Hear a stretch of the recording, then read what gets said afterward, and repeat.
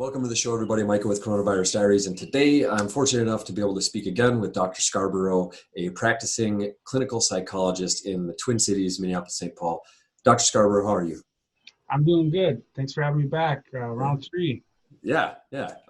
So for those of you that aren't familiar with these sessions that I've been able to speak with Dr. Scarbrough, would you mind just giving a brief Yeah, happy to. description of what? I'm Dr. Andrew Scarbrough, clinical psychologist practicing out of Minneapolis, Twin Cities area in Minnesota. Work with all different types of mental health issues and populations, all ages, races, ethnicities, cultures, all different types of issues. Yeah. I like what I do. Yeah. Yeah. So when I had reached out to you for this session, I've been kind of documenting some stuff. There was something that happened last week with a protest, actually, or a rally, or whatever the people want to call it, that was about a block from my house at the governor's mansion. You tell me about that. Yeah. Yeah, and it was a really interesting situation, but it really got me driving down the path of how people consume content. I did a live stream, and I kind of noticed that there was kind of a couple different camps of people and how they perceived what I was sharing. In a future session, we've discussed potentially going into like mob mentality, but we want to do that with a security professional. With this, I was thinking maybe just for like the general population, how they're consuming information and sharing information and talking about confirmation biases or deconfirmation biases. Would you mind kind of just dig into it and let's just roll with it? Yeah. It's interesting now in the current situation we're in. People are getting their information and their experiences are vastly different from other people's experiences. If you are unemployed and you're hearing news of people wanting to go back to work, you're like, heck yeah, like let's do it. If you're still able to work from home, do this type of thing, and you're not hurting, you think those people wanting to go back to work want to infect the country and kill everybody. And you're like, well, why would you do that? Maybe not literally that. Right. Yeah, but we're talking generalities. It would be much easier for you to think those people are foolhardy who want to go back to work. Whatever type of political affiliation you have too, if you're watching MSNBC or Fox News, you're filling your pool of news with stuff you're in agreement with. You're not looking at outside perspectives to challenge that. And so when you talk about confirmation bias or deconfirmation bias, I just think like people want somebody to support their opinion. They don't want to think critically and think about, the alternative perspective. They don't want to think about, is there an argument? This is the way I think about it a lot of times. Is there an argument where this stupid action or stupid thing this person has done could make sense? And if you hear the entirety of what they have to say, and you have a good person who can articulate it without a lot of emotion or insulting verbiage, you're like, yeah. That's part of the thing about being a psychologist too, that I liked, was I would see people. I'm just noticing my hair. I really am desperate need of a haircut right now. that makes two of us, bro. It's been over a month. It's getting out of. One of these times, I'm just going to show up with an afro, and we're just going to roll with it. I think I'm going to end up with this like Robinson Crusoe type of all over. But the thing that I was talking about as a psychologist, coming back to my point here, you would hear these stories or get this experience from this person, and you would be like, man, this is a strange person. This is a strange experience. And I don't really look at that. I don't look at that with judgment anymore. I just look at it as, if I were subjected to every single experience that person had, I might do the exact same thing. If the societal factors that I faced were the same, if the familial factors were the same, if the political affiliations that I had made were the same, if the employment opportunities and experiences and financial factors were the same, I might think the same way. Sure. And I think a lot of people like that think that people have the free option to choose under the Unemployment or illusion. employment or Yeah, they're under the false impression that people came to, like, they had all the options available to them. They reasonably came to this malevolent sort of choice, and that's never the case. That's yeah. never the case. Nobody ever does that in my experience, which is important to think about. Why do you think it is that people would be so adamant about just trying to confirm their own beliefs as opposed to being open to facilitating discussions on both sides of a perceivable argument or debate? I think it's probably an evolutionary adaptation to some extent. I think it makes people feel good. The short answer is makes people feel good to sort of have their side be right. It feels good to have your sports team win and the other team lose. But the other thing is, people evolved as having societal advantages when they're able to sort of unify and um, enforce their group sort of Like tribal men? goals. Yeah, I mean, working together as a group is an evolutionary advantage, a huge evolutionary advantage. You Sure. can go fight individual battles, or you can have like little war parties, and people quickly learn that the best war party would usually win. And like how you perfected your war party has a lot to do with how your society shapes itself. And so it's sort of um, a tendency that people have built in. I think there's a lot of evolutionary tendencies, some of the hoarding tendencies. It's almost Um, primitive instinct to just yeah, go that route. if you had somebody who had um, limited understanding of stuff, and they saw a crowd of people running one way and screaming, they're going to run the same way and be fearful as well. They're just going to follow the same behavior. Sure. So I think a lot of times people are doing that when they see everybody around them moving toward a particular thing. They're very likely to do the same thing. It's an evolutionary advantage. So in the past, we were on a podcast together, and we had talked about, I believe it's considered groupthink, but it was an experiment that they had done on a group of people, and there was only one person that was unaware of what was Yeah. happening. Does that play a role in any capacity in this? And if so, like maybe share it or talk about it a little bit? Um, it's hard to be the outlier.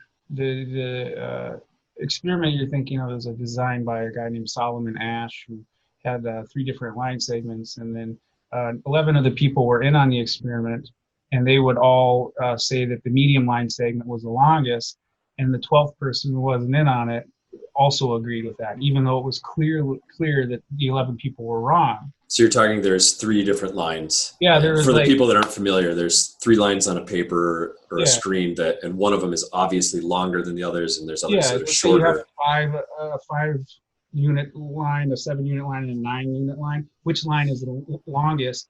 And 11 out of 12 people said that the 7 unit line was the longest. So the And last person is thinking they're going crazy, but they're rather like, than but that one's clearly longer. And so, but they justified it to themselves, like less than 10% of the people sort of raised their hand or something like that, and agreed with the group, as opposed to like saying what was clearly the right answer for them.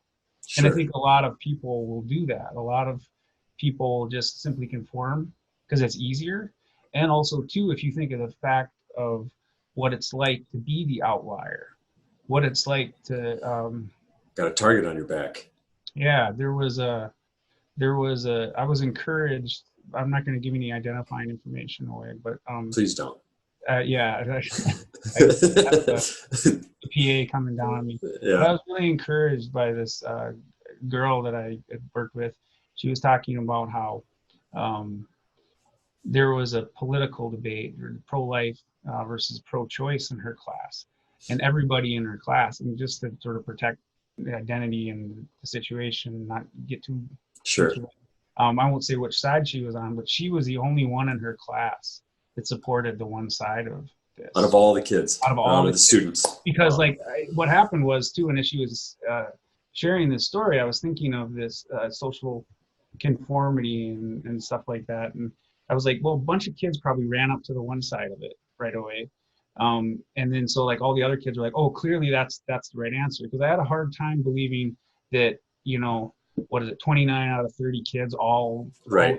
were indoctrinated with the same sort of choice of pro-life or pro-choice. And she was like, no, I have this. And she was talking about this, and I was like, rock on, little girl. Like that is awesome. Like, Stood their ground on the opposing and it was side. super hard, and she felt like it was a waste of time and it was really stupid. And I was like, no, that's the coolest thing I've heard all week. Like, Yeah. be able to like stand in front of like all your peers, get ridicule, and get to sort of um, you know, to defend your point of view against all stuff. To me, that's the most admirable thing that a person can do, is just stick to their beliefs, come to their own decisions, and stick by them, regardless of ridicule, regardless of popularity. I want to dig into the ridicule aspect, because that's something that I'm seeing a lot of in terms of, and it's obviously there's a different type of demographic you would think that are on kind of some of the more mainstream social media platforms, as opposed to like if you're in an office or maybe a more professional setting. But when there is some sort of a debate, let's say, um, what is it that gets people to go towards the ridicule or the attacking or the name calling? Like, because obviously it's not constructive, it's not helping their stance any. Why would somebody choose to attack somebody's, like, call them names? It's like a really childish thing to Yeah, do, but yeah, yeah. why Because would an adult do that? catharsis, catharsis. You and I have talked about displacement. The act of sort of displacing or getting out your frustrations is cathartic. It's a release of this pent up feeling. Maybe you've been wronged by society. Maybe you've been that one person in 29 who's gotten dumped on by everybody. And so when you find an opportunity to dump on them back, you do it, and you do it with passion and anger and zeal, and it's something that you're like, yes, I'm vindicated. I finally, like, if you think of like the annoying villain in the movie who's gotten the better of the hero the whole movie, the satisfaction they get at the end of the movie when you see like Biff Tannen get a bunch of manure dumped on him, and he's like, oh, I hate manure, as he spits it out of his mouth. Old Back to the Future reference. But like everybody likes seeing Biff Tannen, like, Eat shit. yeah. So that's probably why I use that. Yeah. But the other thing too is the anonymity factor too. I think people Sure. get road rage too. If a old woman moved in front of you in a bank line and sort of cut you off a little bit, how many people would scream in her face like, "You stupid old lady! What the hell was wrong with you?" Yeah. And Yeah. yell at her. Like, no, nobody would do that. But behind the comfort of your steering wheel, without a visible sight of the person's face, you Yeah. can freely flip them the bird or scream or do whatever. And same thing with these online things. Somebody was talking to me recently about um, they should make people's identity be verifiable in these chat forums. And at first I was like thinking it's a bad idea, but then I was like, I bet you that would really curtail a lot of people's racist, bigoted, Yeah. hateful, Some of vindictive the comments. nasty, If nasty people stuff knew, out like, there. yeah, if they knew, like, Micah Ternay said, dot dot dot blank, or like Dr. Scarborough or Andrew Scarborough said, you know, fill in the blank. You I would mean, you would even if you were very passionate about it, you would flavor the way your delivery in a respectful way. And yeah, I you're think not going to that's say something. stuff that's going to incriminate you, basically. Yeah, Yeah. yeah, Yeah, it's the anonymity. I can see that being a big thing, but also I had seen something a long time ago. There was a study that was done about traffic, because you're talking about the cars, and yeah, how people, there's like this disassociation, and people, rather than the people inside, they're associating with the vehicle. So depending on the types of vehicles, and whether it's an SUV or a little car or a sports car or an old yeah, beater, like, people would associate with that differently and engage with that driver differently in traffic. Um, yeah. I think also too there's a threat, a perceived threat level too. When you're in a car, you're thinking like, um, like, oh, that person could have caused me harm. They could have caused me an injury. And you're thinking about this COVID stuff. You might be thinking like, this person could kill the elderly community and my grandmother if they prematurely, go out Go out and in the avoid workforce. Yeah. social distancing. Yeah. Um, the mama bear threat too. You know, the mama bear instinct. You've heard of that one a lot of times too. You hear about Just don't get between the mom and the babies yeah. clubs. Too. Yeah. I've talked with people too where you know that instinct is pretty good. It keeps your kids alive. It keeps you know protective. But there's been some times where I feel like you know in the calm after the storm, the mama bear is like, oh, I you know perhaps should not have mauled that. Maybe I shouldn't have ripped their head off. Like, Yeah, like that camper really didn't mean to like murder all my cubs. Like perhaps yeah, that was a bridge too far. yeah. And yeah, Wild animals. yeah. I mean, But if I in a understand you correctly, you're saying yeah, everybody's a wild animal. No, no, I'm yeah, kidding. yeah. I think everybody can turn into a grizzly bear at times. Sure. Right? I mean, Okay. um, Well, circling back to this idea of gathering information as opposed to like just this confirmation by like just trying to find information that will confirm your own belief structure or system. What's a way to approach you know gathering information or to limit the potential that you have for just like a self-fulfilling prophecy or like to eliminate a confirmation bias? I think you actively have to make looking at the counterpoint part of your routine. That's what I Right. do. Like I was saying earlier, I will say, is there a reasonable argument why this would be okay? Going back to the COVID thing. Um, God, it's so stupid. How could anybody want to, stop the social distancing stuff now? What do they want to murder everybody? Consider the alternative perspective. You have a Right. family who, like, both parents may be out of work. They're not going to go out and start attending movie theaters and copying on everybody they meet. They're probably going to be reasonably, you know, this is a hypothetical example. Maybe somebody will be crazy and irresponsible, but I think a lot of people are going to change the way they interact with people. They're not going to be shaking hands and hugging everybody. If you take reasonable precautions and there were safety procedures set up at work, might not be a bad idea to somehow, um, you know, stop some of the uh, reopen some of the non-essential businesses. You Sure. know, might that there be a path to that?